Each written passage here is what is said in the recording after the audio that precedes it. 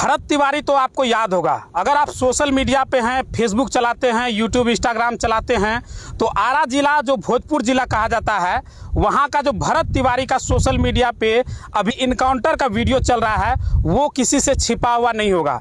देखिए, कहानी जुड़ा हुआ है नदी किनारे से ही, इसलिए हम आज मौजूद हैं इस गंगा नदी के किनारे।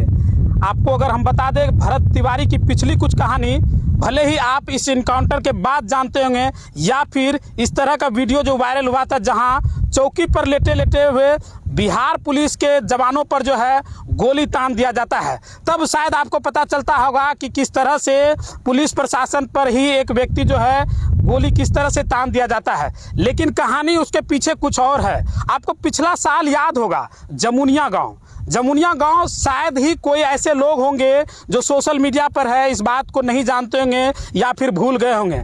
यह जमुनिया गांव जो है गंगा किनारे बसा हुआ ही एक भोजपुर जिला का आरा का जो है जमुनिया गांव है, जहां पर बाढ़ में कटाव के बाद जो है विलीन हो गया, यानी कि कट कर बर्बाद हो गया। उसके बाद जो है वहां के लोग जो है इत्र बित्र हो गए, इधर से उधर चले गए। कुछ लोगों को तो सरकारी जमीन मिला, लेकिन ऐसा ही मिला कि उसके लिए भरत तिवारी को सामने आना पड़ा। हम इसलिए उसका बार बार जिक्र कर रहे हैं क्योंकि वही कहानी आपको कटिहार जिला का कुर्सेला में हम आपको दिखाने जा रहे हैं। देखिए, ये गंगा किनारे हैं, कोसी गंगा का संगम भी कहा जाता है, और यहीं पास में कई गांव जो है बसे हुए हैं, छोटे छोटे कस्बे हैं। जैसे हम अगर बता दें तो खेरिया है, तिनघड़िया है, मधेली है, ऐसे कई गांव इसमें शामिल है और हर साल कटाव से प्रभावित हो रहे हैं। यहीं हम पास में बात करेंगे, कैमरामैन से थोड़ा दिखाना चाहेंगे, जरा दिखाइएगा।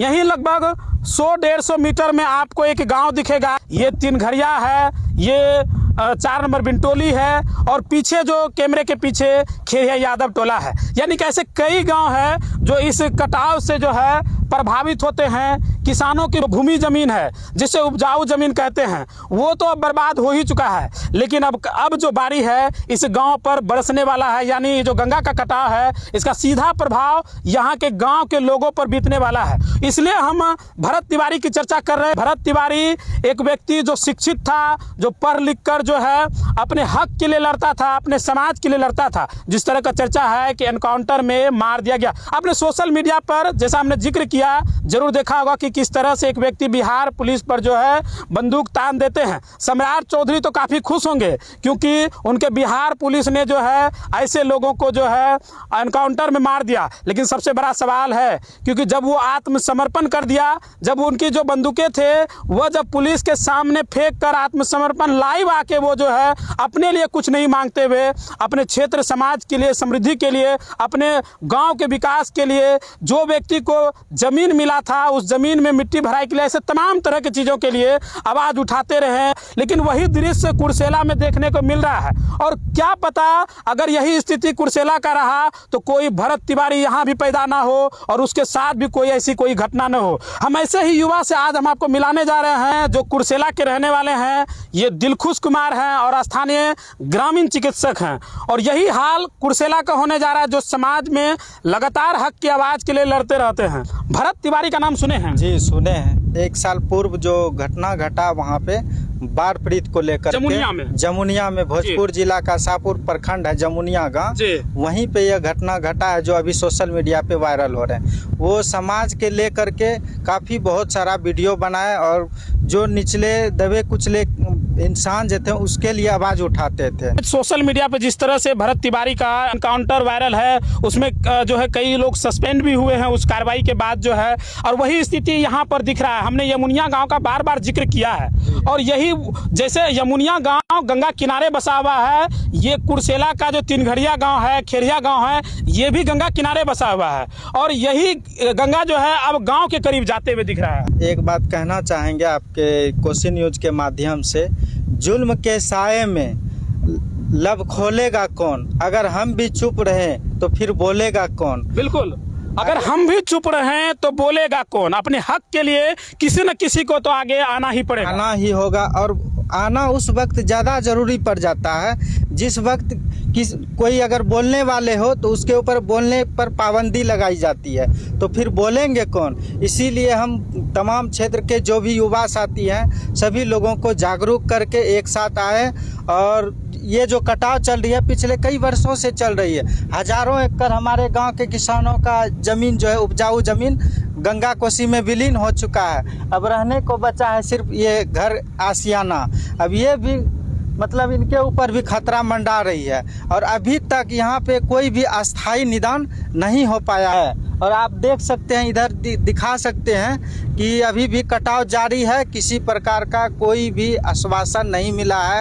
अभी देखिए हम तस्वीर को जरा गौर से दिखाएंगे, हम कैमरामैन से चाहेंगे थोड़ा नजदीक है, एकदम किनारे में है और जरा अगर गौर कीजिएगा नीचे तो लगभग 25 फीट जो है ये गड्ढा है। कैमरे में भले ही आपको नजदीक लग रहा होगा लेकिन लगभग 25 फीट सीधा खड़ा है। आप जरा दिखाइए वहां पर 25 फीट डायरेक्ट खड़ा है और नीचे गंगा की पानी बह रही है और नीचे तेज रेत जो बालू बोलते हैं रेत है और रेत जब दहेगा तो समझिए इस मिट्टी का क्या होगा। और वो निशान आपको वो बड़ा सा चट्टान यानी ढेला जिसको हम लोग बोलते हैं वो देखकर आप समझ गए होंगे कि किस तरह से कटकर जो है गंगा नदी में बहते जा रहा है। देखिए हम इस आवाज़ ये जो हमारे यहाँ का जो अभी परिस्थिति है इसको लेकर के हम अंचल गए, फिर अनुमंडल पदाधिकारी जिससे भी मिले, कई बार डीएम सर से मिले। अभी इनका 4 से 5 महीना हुआ है। ये हमारे कटिहार डिस्ट्रिक्ट का जो डीएम सर हैं इनसे अभी तक हम 3 बार मुलाकात कर लिए और कई बार यहाँ जो कटाव है इसको लेकर के हम आवाज़ उठाएं लेकिन किसी प्रकार का अभी अस्थाई निदान नहीं हो पाया है। सांसद महोदय से भी मिले, यहाँ का जो स्थानीय प्रतिनिधि एमएलए बरारी विधायक विजय सिंह निषाद जी हैं उनसे भी कई बार मिले। अभी आज के दिन तक वो घटना स्थल पे नहीं पहुंचे हैं। जब चुनाव का वक्त था तो उनके द्वारा एक आवाज़ बतलाया गया था कि 240 करोड़ का फंड पास हो गया। जब चुनाव का समय चल रहा था तो हम लोग जो है धरना प्रदर्शन भी किए ब्लॉक में।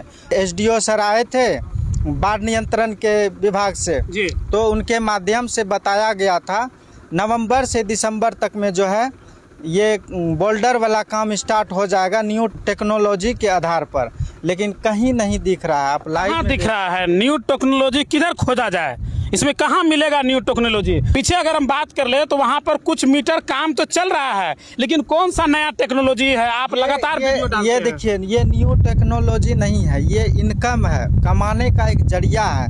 मतलब थोड़ा थोड़ा करके कमा रहे हैं, इसमें किसी प्रकार की न्यू टेक्नोलॉजी नहीं है।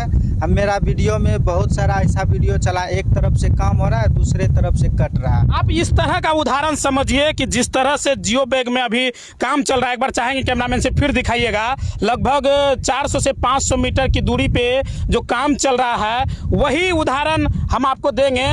और यहाँ पर टापू दिखाइए थोड़ा सा, वही एक उदाहरण है। आज से लगभग 7 से 8 साल पहले 2017-18 में वो काम हुआ है और आज वो टापू के रूप में बना हुआ है, यानी कट के गंगा यहाँ तक आ गई और वो टापू दिख रहा है। उसी तरह का काम जो है यहाँ पर चल रहा है, लेकिन कितना जो है रक्षा करेगा इस गाँव का, ये तो देखने वाली होगी बात की बात है। देखिए ये सरासर है कि अगर 5 आदमी भूखे हैं तो 2 आदमी को प्लेट में मिला है, बाकी 3 आदमी मतलब भूख से तड़पते रहिए। सामने देखिए 2 गांव है और इधर से 3-4 गांव है, देख लीजिए।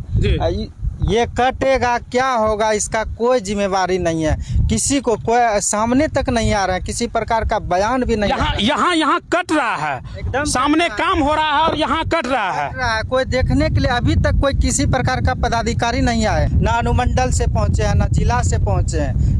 ये लोग जो है ना कान में रुई दे करके सोए हुए हैं। ये हमारा मकसद बस इतना ही है कि फिर से कोई विकास तिवारी कुर्सेला तिनघरिया में पैदा ना हो। कहने का उदाहरण ये है, जिस तरह से जमुनिया गांव कट के बर्बाद हो गया, जिस तरह से जो है स्थिति बना रहा है, ये किसी से छिपा हुआ नहीं। वही स्थिति कुर्सेला के तिनघरिया खेरिया गांव का है। भले ही 400-500 मीटर काम हो रहा हो, लेकिन वहीं दूसरी ओर की अगर हम बात कर ले तो सीधा देख लीजिए खाई, आपको 20 से 25 फीट सीधा गड्ढा आपको सामने नजर आएगा। जो चट्टान उखड़ता है यहाँ पर दिखाइएगा, ये चट्टान देखकर आप समझ गए होंगे, ये चट्टान जो है यहाँ से ढह के यानी कि कटाव की स्थिति में है और वो कट के जो है गंगा में समा रहा है। यानी कि आने वाले समय में ये जो सामने गांव बसा हुआ है कब कट के चला जाएगा और कितना वर्ष यहाँ पे वो रह पाएंगे, इसका कोई भी गारंटी नहीं। हम देखिए भरत तिवारी का समर्थन नहीं करते हैं, लेकिन जिस तरह का सोशल मीडिया पे चर्चाएं हैं कि उनका इनकाउंटर कर दिया गया, अगर आत्मसमर्पण कर दिया गया, अगर अपने जो उनके पास अवैध हथियार था उसको समर्पण कर दिया गया, फिर उसकी हत्या कैसे हो गई, यानी कि एनकाउंटर कैसे गई, ये बड़ा सवाल बनकर रह गया है। इसी उदाहरण को हम दिखाने के लिए आज एक नदी किनारे यानी उसी गंगा के किनारे जो जमुनिया गांव से भी गुजरती है और कुर्सेला हो के भी गुजरता है, वही स्थिति है। मेरा बस इतना ही कहना है कि फिर कोई भरत तिवारी पैदा कुर्सेला के तिनघरिया गाँव में न हो।